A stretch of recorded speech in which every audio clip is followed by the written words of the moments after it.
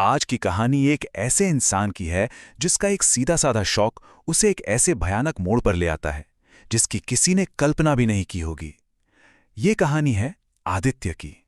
तो सवाल ये उठता है कि आखिर कैसे एक मामूली सा शौक किसी की पूरी जिंदगी को तबाह कर सकता है। चलिए इसी सवाल का जवाब ढूंढते हैं। तो ये कहानी है आदित्य नाम के एक शख्स की, एक आईटी मैनेजर, जिसकी जिंदगी में यूं तो सब ठीक था, पर एक जुनून था। रात के सन्नाटे में अपनी मोटरसाइकिल पर अकेले निकल जाना, लंबी राइड्स पर। लेकिन उसे जरा भी अंदाजा नहीं था कि यही शौक उसे एक ऐसे सफर पर ले जाने वाला है जहां से लौटना शायद नामुमकिन था।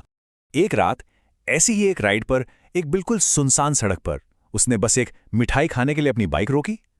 बस एक छोटा सा मामूली सा पल, लेकिन यही वो पल था जो उसकी जिंदगी को हमेशा के लिए बदलने वाला था। मिठाई खाकर वो जैसे ही आगे बढ़ा, उसे कुछ अजीब महसूस हुआ। अचानक ऐसा लगा जैसे कोई उसका पीछा कर रहा हो। फिर उसकी बाइक भारी लगने लगी, बहुत भारी, मानो कोई पीछे आकर बैठ गया हो।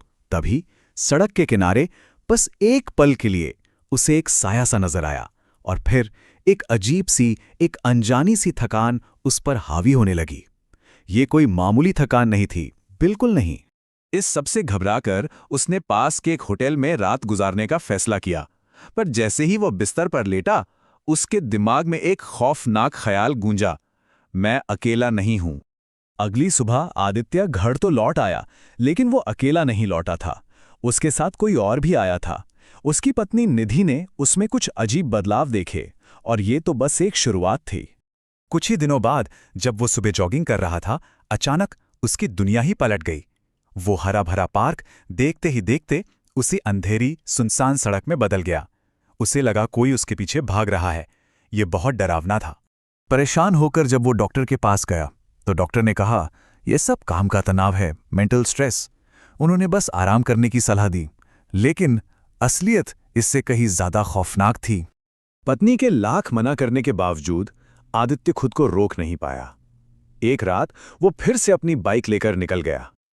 कोई अनजानी ताकत उसे खींचकर वापस उसी सड़क पर ले जा रही थी, और इस बार की राइड पहले से भी ज्यादा भयानक थी। अचानक बाइक चलाते चलाते उसके हाथ सुन्न पड़ गए। जीपीएस ने काम करना बंद कर दिया और वो रास्ता भटक गया। तभी उसे एक पुराना सजा सजाया लेकिन बिल्कुल वीरान घर दिखाई दिया। वो जैसे ही अंदर गया, बेहोश हो गया। जब आंख खुली तो वो आलीशान घर गायब था। उसकी जगह बस मलबे का एक ढेर था, और उसके माथे पर कब्र की राख जैसा कोई निशान था। उस दूसरी राइड से जो शख्स घर